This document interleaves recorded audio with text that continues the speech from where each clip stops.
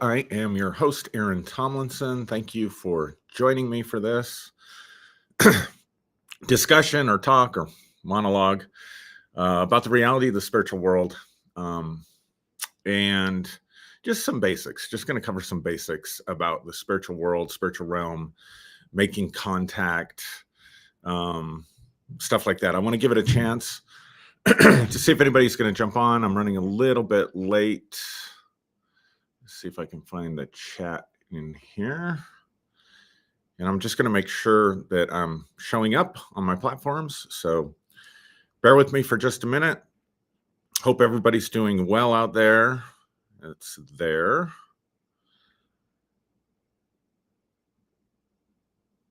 And we're there. And we're there. Okay.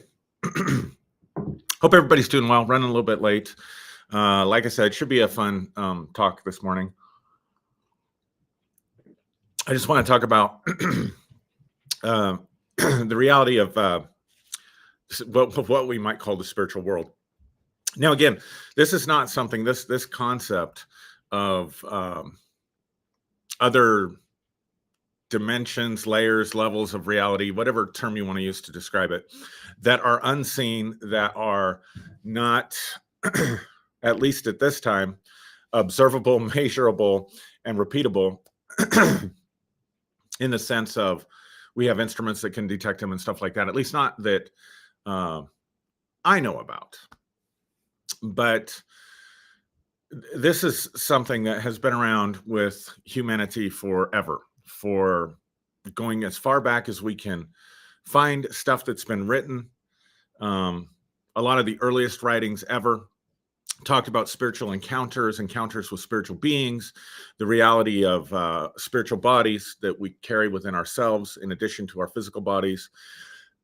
And it's cross-cultural, whether it's the shaman in some indigenous tribal community in the Amazon that still lives like they have for thousands of years, or whether it's our understanding, anthropological understanding of shamanism, whether it's Eastern religions, gods and goddesses, Egyptian, Greek, the mystical side of the Abrahamic religions, Kabbalah and Judaism, Christian mysticism and Christianity, Sufism and Islam, occult magic, Nordic magic, Celtic magic, voodoo, hoodoo, Santeria, all of these are predicated on the reality of the unseen worlds,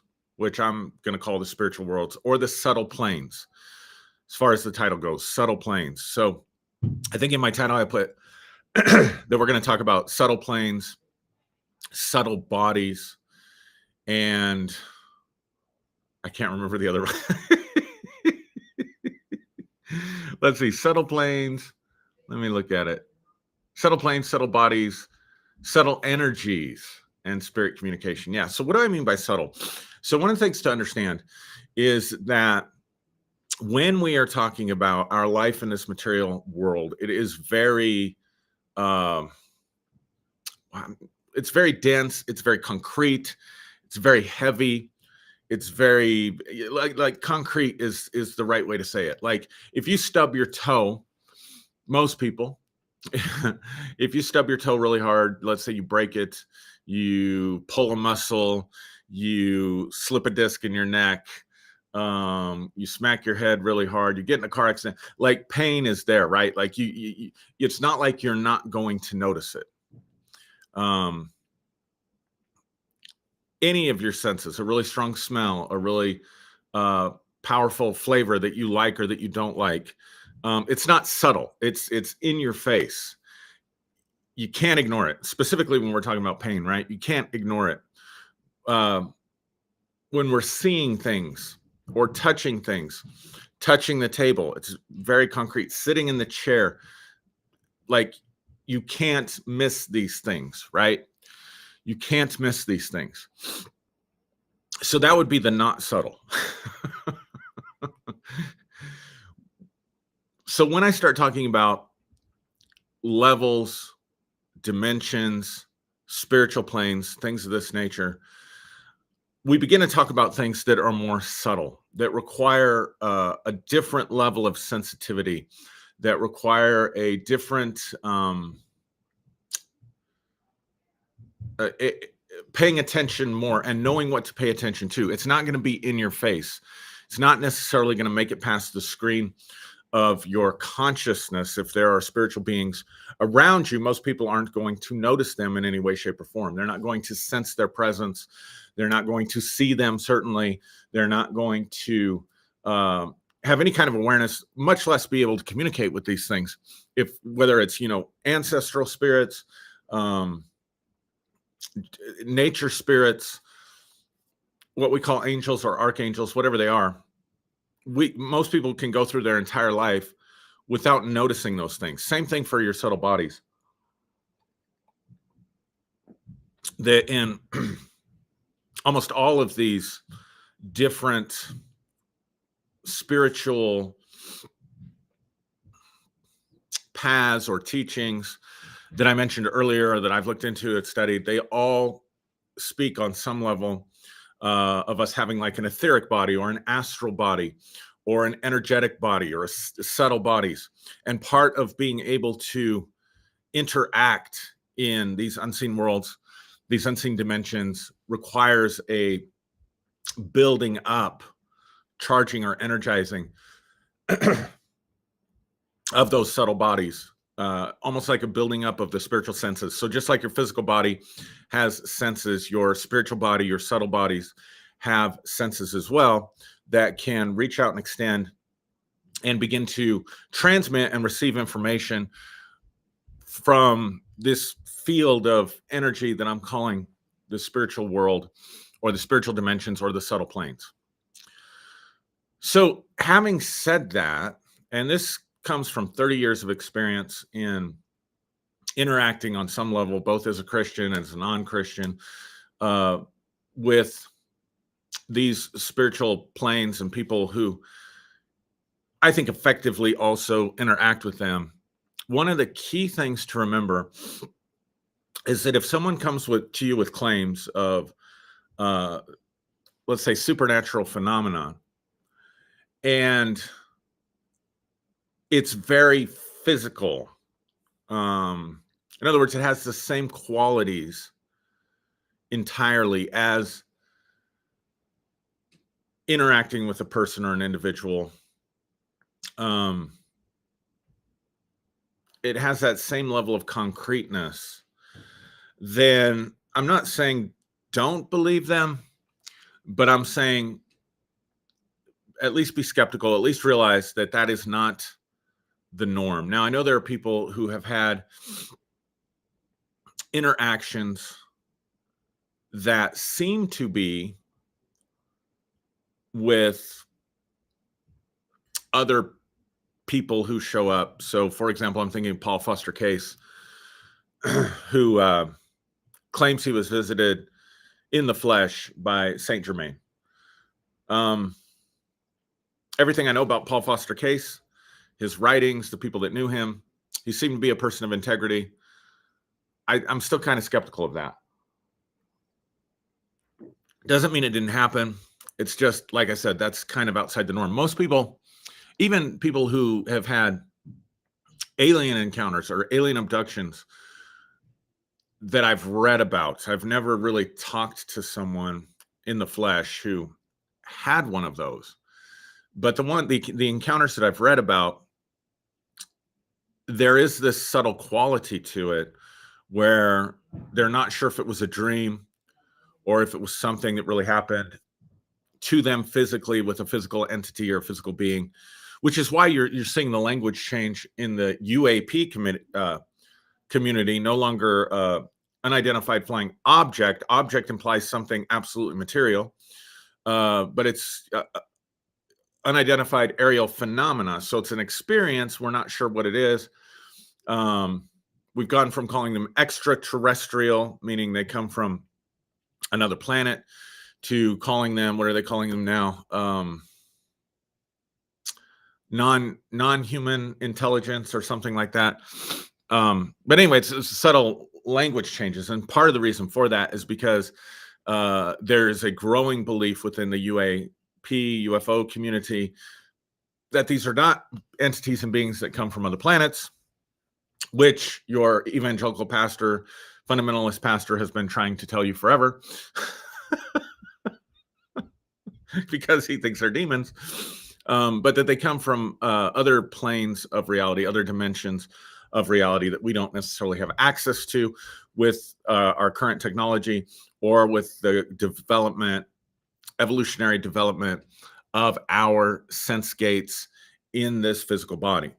So people often doubt or are skeptical about spiritual experiences, or they miss them for themselves, or they have them and question them and doubt them because they come on such a subtle level, because they're coming from, let's just say, lighter layers, not as dense, not as concrete layers of reality as matter, right? So if everything's energy, matter is sort of that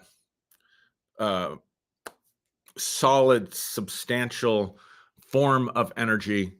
These are energies that are much more fluid, much freer, much more subtle. And so therefore, at least for most human beings at this stage of our evolution, requires that we develop subtle bodies, spiritual senses, and things of this nature. This is why a lot of people miss it. This is why a lot of people are skeptical of it. It's why a lot of people don't believe in it, because that sensitivity, some people are just born with more sensitivity than others.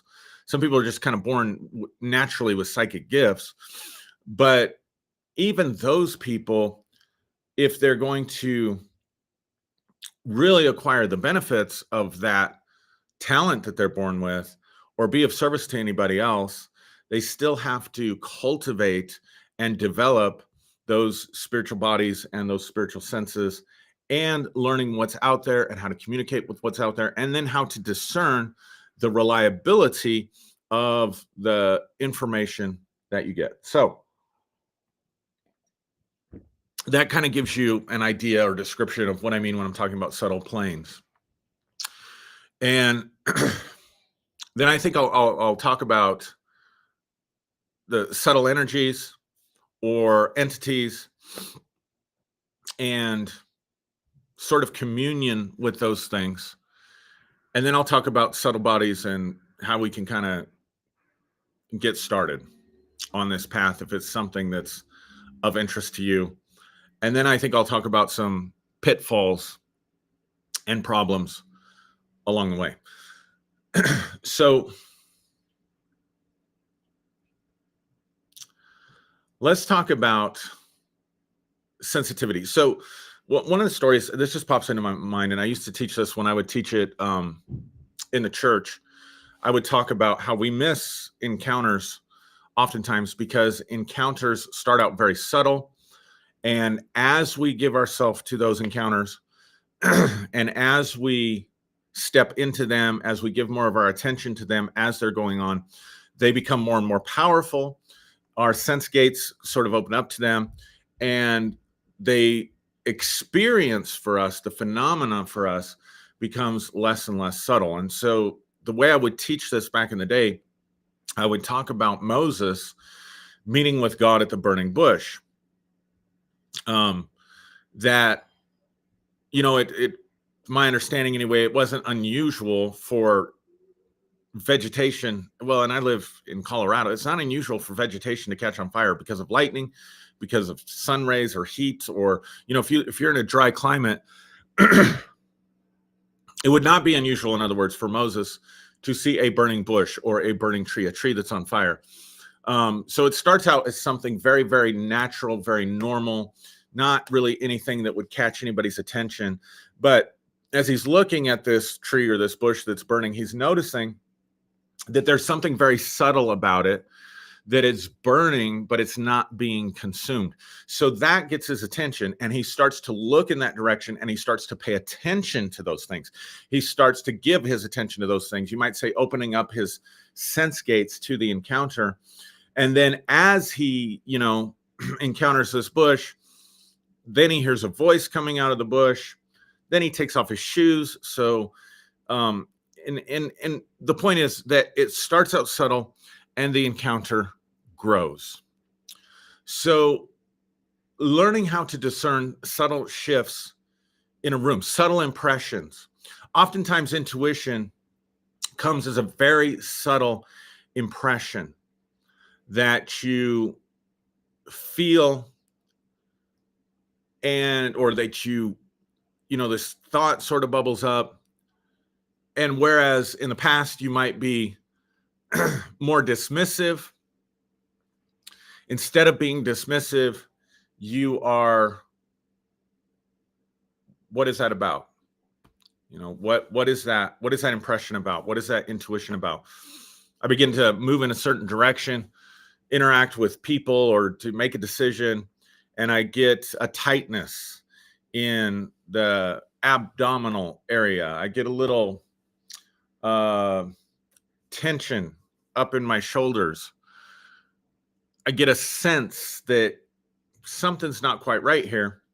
Instead of just ignoring that and pushing past that and blowing past it and going forward, I want to take some time and pay attention to that.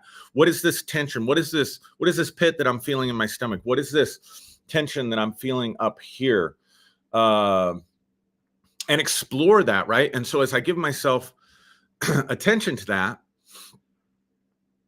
then it can begin to open up. I'm just talking about basic intuition. And most of the time, those kinds of basic intuitive things is a part of our self wanting to communicate with the rest of us to say, hey, not necessarily don't do this, but consider this aspect before you make this decision.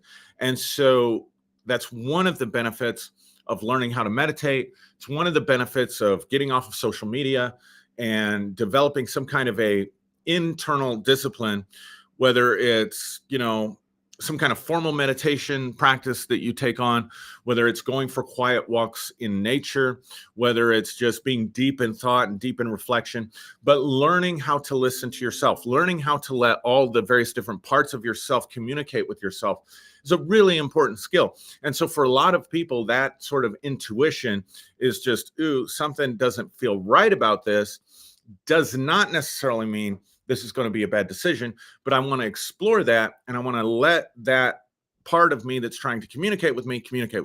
So that's a little bit different than spirit communication. Spirit communication happens on another level and is another thing entirely. And when you learn to discern your own voice, when you learn to discern and know the various different parts and states of mind and the way that your body communicates with you, the way your intuition communicates with you, then you can really learn the subtle differences between this is me communicating with me, this is my intuition, and this is coming from somewhere else or something else that isn't me. So that's one form of recognizing these sort of subtle communications. But what I'm talking about is sort of an extra, sort of a feeling impression where you can sense an energetic presence sort of in time and space, in the sense that it seems to be occupying space in the physical, in this dimension. You can't see it, but you can feel into it very subtly. This was how I first began this stuff. I remember I was getting ready for a church service, and I was spending significant amount of time in the mornings, because I used to do this before church, setting the atmosphere. I was spending significant amount of time praying. This was back in 1999, 2000. This was really my first encounter, and I would pace a lot as I would pray. And when I would walk into a certain space, maybe, a square, well, not a square foot in diameter, let's say a diameter of about a foot or maybe even 2 feet, because it was more diameter. It was like a sphere of energy that I would just feel almost like a breeze, like a really soft breeze when I would walk by. But I noticed this sensation, which I can feel, but very, very subtle, not feel it in the same sense physically, just sense it almost like a change in temperature, right? Like a really subtle change in temperature, like you walk from outdoors to indoors, maybe in the fall or in the summer. Not like where you're coming in from the cold and, ooh, that heat feels good, or you're coming in from the heat and the cold feels really good, but more of a subtle sort of change of temperature. It wasn't a subtle form of a change of temperature. I'm just trying to give you, if you've never had these type of encounters, I'm trying to give you some kind of sense or some kind of idea of what it was like. And I sense this presence. And so I'm like, wow, this is really interesting. And back then, I thought it was the presence of God. And so I knelt down and immediately started to get what I would call a download. And this is how you can kind of tell the difference. I would say a packet of information that is dropped into the mind that then unpacks itself for you as you think about it. So that's one of the ways too, I think, that you can tell a difference between is this an authentic encounter? Because if you think about it this way, specifically if they are more highly evolved beings that are here to support us in our life and support us on our journey, they're not necessarily going to communicate in our native tongue. They don't necessarily know language. It's not a language type communication. So there are, scenarios where there can come sort of dictated information, I suppose. But the people I know that I would trust that know about these things and my own experiences, it doesn't really come like that. It doesn't really come like, thus saith the Lord God, or thus saith Seth, the ascended being, or thus saith Michael, the archangel, or whatever. It doesn't really come like that. It comes more like a packet of information. So I kneel down, and then I just have a sense this is not the Lord, this is not Jesus. And I use the term angel.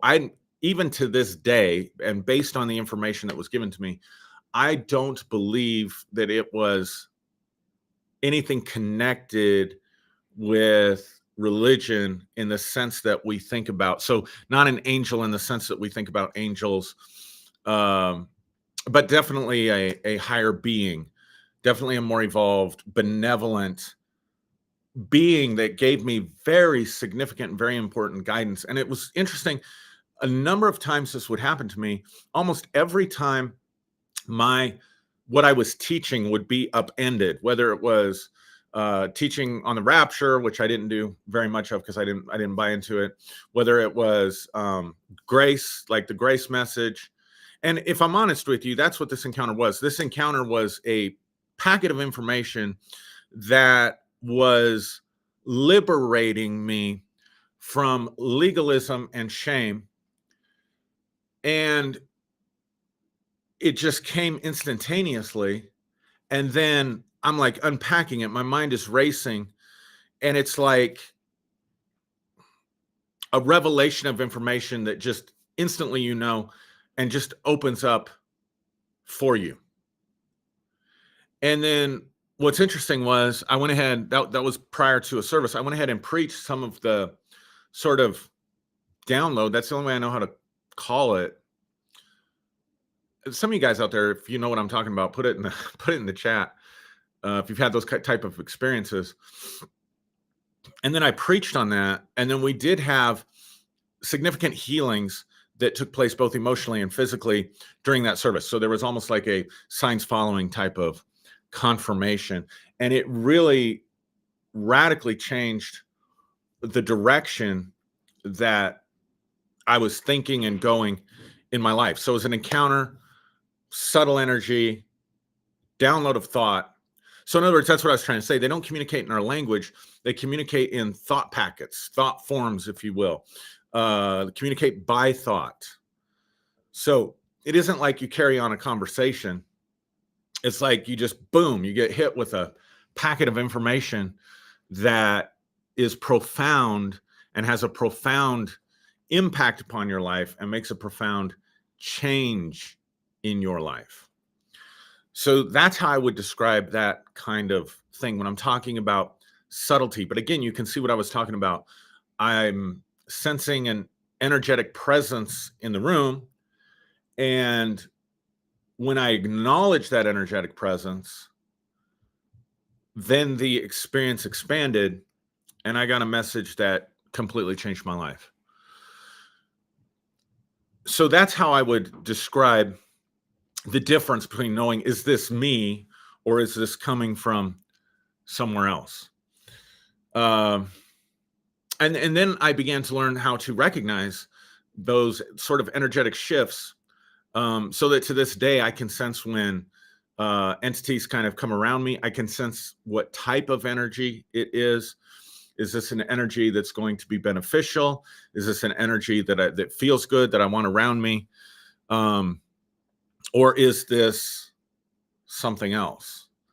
I can almost sense when people have cursed me in their prayers, or when someone maybe is putting on a good face, but something else is going on behind my back, because I've just learned to pay attention to and recognize those various types of subtle energies. Tell you about another experience that I had. This one's interesting. When Elijah was very small child and was sleeping in his room, he used to have night terrors. And I remember waking up one night in the, I don't know, like 3 o'clock in the morning. And I look over and Elijah's standing by the bed, and there is a little girl standing next to him, but again, almost translucent, almost like made of plasma. But the colors, she had a garment on, and the colors were not of this world. I can't describe it because there's nothing I can relate it to. I want to say like a garment made of woven light that was kaleidoscopic. About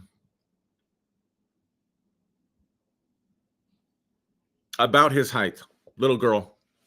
So not a typical angel, right?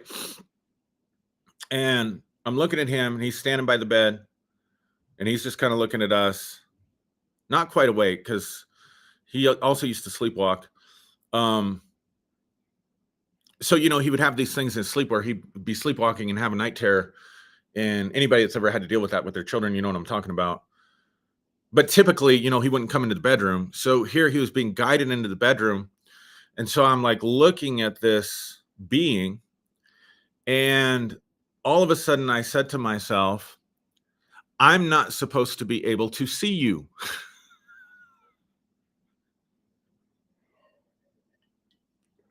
And the moment I said that to myself, because I was making sure I was awake, I was making sure I wasn't dreaming.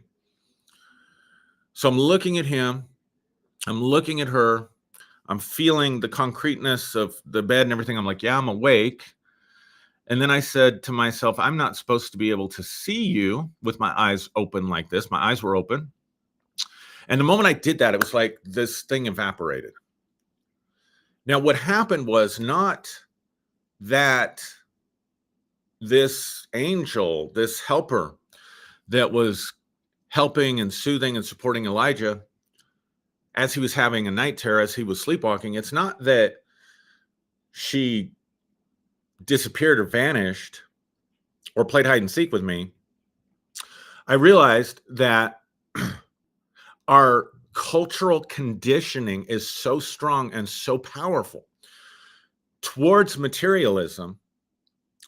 We have been fed to believe that this is all make-believe from the time we were kids, through media and movies and television, and our parents, who, when we had encounters as children, would say that's just your imagination, or there's nothing to be afraid of.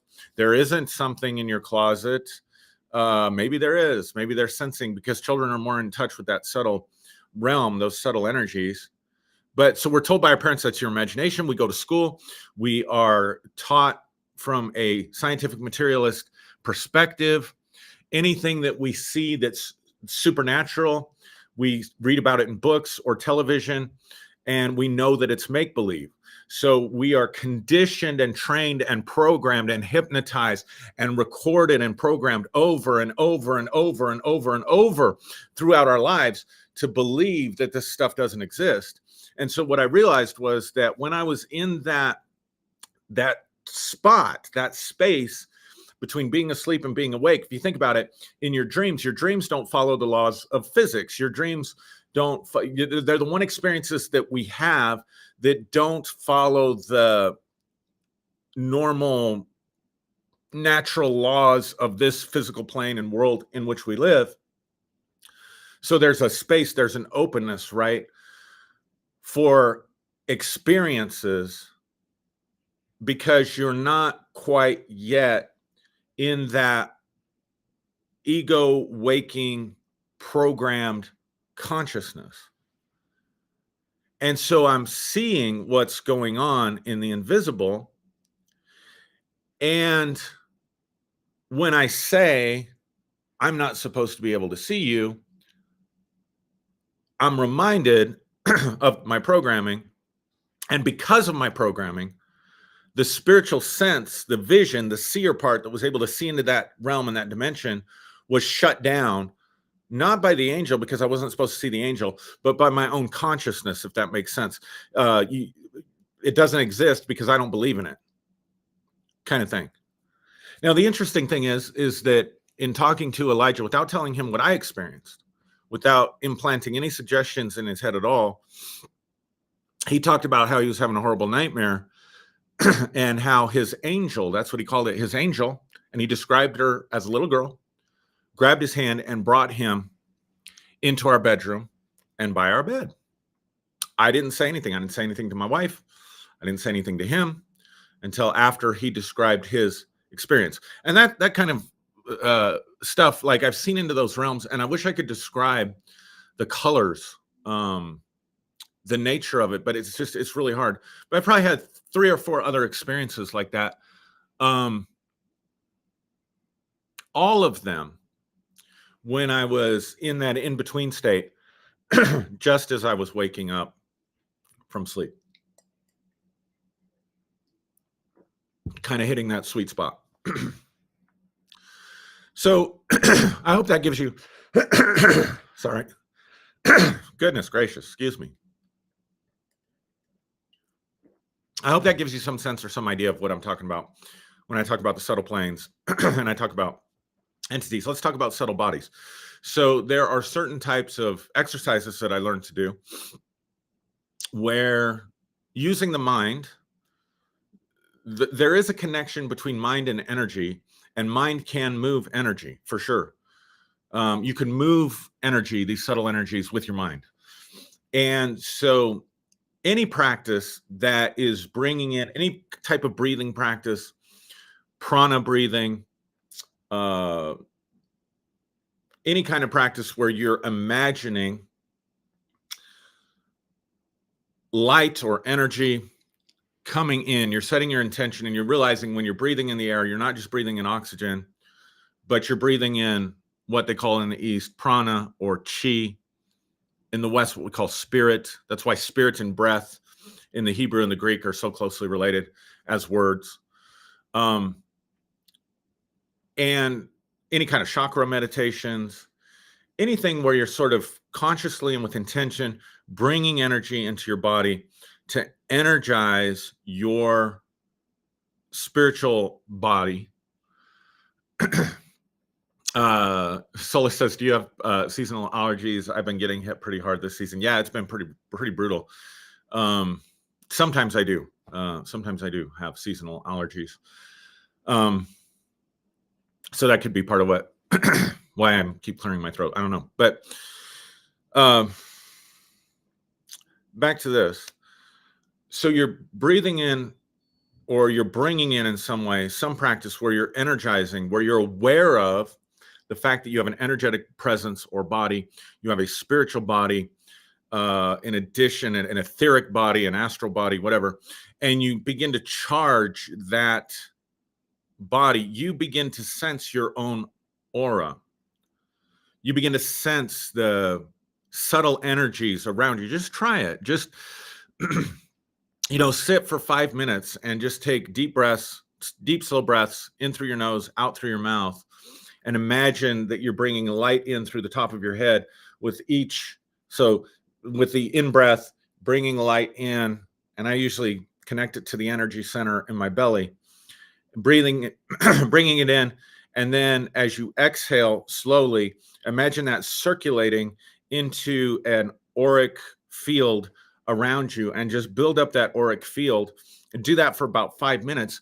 And if you pay attention to the subtleness of it, you should be able to begin to sense an energetic bubble or presence or building up of energy that's around you, that's with your energetic bodies. Now, this is really key to doing energy work. This is really key to doing healing, whether it's healing yourself or doing energy work like Reiki or moving energy, healing energy into other people, that kind of stuff. That's a really important practice. You can build up that energy. Let's say that you have seasonal allergies. You can build up that energy, and you can send it to your sinuses. You can send it, after you build it up, to any area that of your body, your physical body, that needs healing. And then you can imagine that working to restore that part of your body to health. This is a really powerful, powerful visualization exercise that if you've got any kind of illness in your bodies, it's not going to hurt to do this. For sure, it's not going to make it worse. At best, if you're a skeptic, you might activate something called the placebo effect. If you're skeptical, and then at best, you might just get healed because you're bringing healing energy and working with some of the psychic and magical laws of healing that can give you healing. So that kind of gives you an idea about, let's see, we've talked about the subtle planes. We've talked about subtle energies. We've talked about subtle bodies just a little bit. Your subtle body has spiritual senses so that you can begin to see, you can begin to hear, in the same way that you can begin to feel and sense. So you can become clairvoyant, you can become clairaudient, and you really can begin to have just amazing experiences, especially if you stay open to the experience and you allow the experience to unfold, and you don't expect it to meet certain criteria or expectations ahead of time. You really can have some pretty amazing and incredible types of experiences when you start energizing and working with subtle planes, subtle energies, subtle bodies. Now, some warnings, some pitfalls, all right? Warning number one, not every entity that you will encounter, even highly evolved entities and beings of love and light, are going to help you in the way they can lead you off the path. I talked about this last week. They can lead you into a realm that is, because of their disdain for the physical realm, because of their misunderstanding of who we are as human beings and what we're about here, they can cause you to become imbalanced in your life so that you are not engaging with reality. You are checked out. I've seen this happen so many times, and oftentimes it's because we don't have the discipline. We don't have the patience. We want to have these experiences so badly that sometimes we're just making them up in our mind and in our imagination. But so many people end up in just delusion because they don't balance it out. They don't realize that I am here for the human experience. I am here for the physical realm. I'm here for the challenges that present themselves to me in this life. I am here for the mundane. I am here for the boring. I'm here for the difficulty, and I'm here for the beauty, and I'm here for the pleasure of it. I'm here for all of it, right? So what can happen is you can get led. So you're not progressing, you're regressing. It becomes something that becomes toxic. It becomes a form of spiritual bypass. So you really want to watch out for that. You really want to make sure you stay grounded in balance. Talked about it, did a whole episode on that last week. Second thing is anything that's going to hook your ego. And by ego, this time I mean your an enlarged sense of self-importance, where you begin to think that you are better than other people because you have these experiences. You're better than other people who have had these experiences. Your head just gets blown up, right? Like, I know, and other people don't. I am some spiritual master. I am some ascended master from past lives. I achieved mastery in past lives, and I am here to help guide humanity into the light. Do I believe that there are some people who incarnate to help raise the consciousness of a certain segment of humanity? I believe that's absolutely possible. And I think that those beings, if they are that highly evolved, have a very deep sense of their own smallness in the grand, bigger picture. And so they really come with a humble attitude and a servant's attitude, and not this sort of grandiose. So any kind of grandiosity, that's not going to be something you want to give yourself to. That's again, that's going to be another delusion. So there are delusions that can come. And this is another reason that I think people are so skeptical.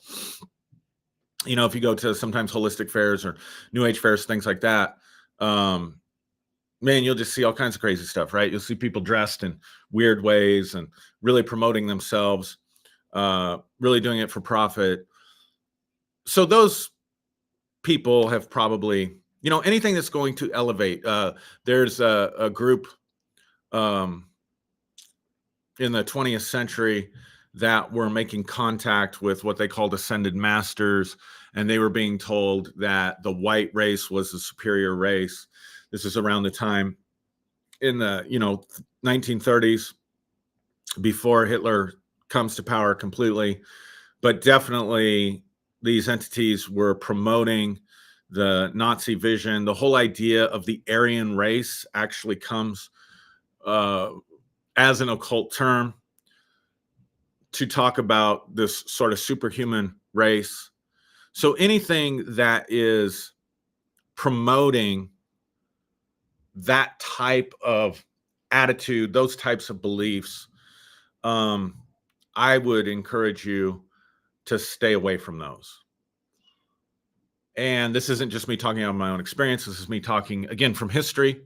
Those groups did not end up well. Those people did not end up well. I'm very nervous when the people who channel information, when their lives end in destructive, tragic ways, or their groups end in destructive, tragic ways. I'm very skeptical of those types of teachings. It's the reason I don't teach the law of one, because the people who were involved with those entities or with the entity Ra met with really terrible results. And so I'm really cautious about that kind of stuff. It doesn't mean that there isn't truth in the law of one. I'm sure there is. A lot of people have benefited from it. One of my really, I consider to be one of my good friends, Brian Scott does a ton with it. We've had discussions around this. He has different views and feelings than I do. I'm just saying, I'm really skeptical for those reasons, cautious. So anything that's going to instill pride, grandiosity, you as an individual or you as a member of an ethnic group, I think that's very, very suspect. That's not a path that I want to follow. So the first one is getting into delusion and spiritual bypassing, wanting to have the experiences so bad that you're making them up and not actually making contact with anything except your own imagination. The second one is you do make contact with beings, and even if they're beings of light and love and whatever else, they can still send you off into delusion unintentionally, of course. I think it's just a lack of understanding. And then anything that's going to hook you with thoughts and feelings of grandiosity about you or the group that you're a part of, that's how cults get started. That's how people get into cults. So I would definitely, I will say that you can have interactions with spiritual beings. You can get those packets and thought forms of information that will change your life. You can have all the benefits of a spiritual life and still avoid all that other stuff and still be doing well and doing okay. So, and then the last one I would say is, the fourth one I would say is spiritual codependency. Beware of spiritual codependency. Beware of any entity that wants to take you over in any way, shape, or form. Whether they want to enter you to give you an impartation, whether they want to tell you what to do. Anytime, like, one thing I'm certain of is that there is a law of freedom in this multiverse. That freedom and love are probably the two highest values. So anything that tries to take over your freedom, anything that tries to take over your autonomy, so if there's any guilt or shame or fear, if you don't do this, then something bad is going to happen to you. Or if you don't do this, then you're going to miss out on the next good thing. Anything that's feeding off FOMO, right? Like the fear of missing out. You better take my advice about this situation. If I'm a spirit being or a human being, it doesn't matter. If you do this, then it's really going to work out for you. If you don't do that, then it's going to be bad for you. So that sort of FOMO thing, or what I would call a spiritual codependency, where you need to check in with your guides all the time to get their advice, to get their guidance, to find out about situations. Anything that tries to take over your autonomy, anything that tries to take over your free will, or if you start developing a relationship where you become dependent upon that being, it doesn't matter whether it's a human being or a spirit being, anything that wants to be your Lord, anything that wants to possess you, anything that wants to violate your sense of autonomy or your free will, I wouldn't mess with it. I have not seen good results come from people who relate spiritually with entities or with the spiritual realm in that way. You are autonomous. You are a being that is meant to come into a place of freedom and liberty and love. And so that's what I would say are some things, some pitfalls to avoid. So I hope this was helpful for you. Let me know. I'll be interested in reading the comments. If you want more of this type of content, let me know. If you appreciate this type of content, like it. If you haven't checked out my YouTube channel, please like and subscribe. Consider sharing, commenting always helps the algorithms. You can join the New Day Global Facebook group, which is a private group where I do some, there's just lots of people that share really cool information, and I do some content that's just for that group occasionally. And then also consider supporting us financially. You can give donations at paypal.me/New Day Global. The link is in the description. If you'd consider even a small donation, that's going to help us out. So anyway, appreciate you watching this. Let me know in the comments what you think. And I will be with you again. If you're in the New Day Global group, I'm going to try tomorrow night to make a follow-up video to this. And then otherwise, I have Phreology Friday with Derek Day on his platforms on Friday nights, and then Sunday morning lives that I'm doing here on YouTube and my Facebook presence. So anyway, this is Aaron Tomlinson.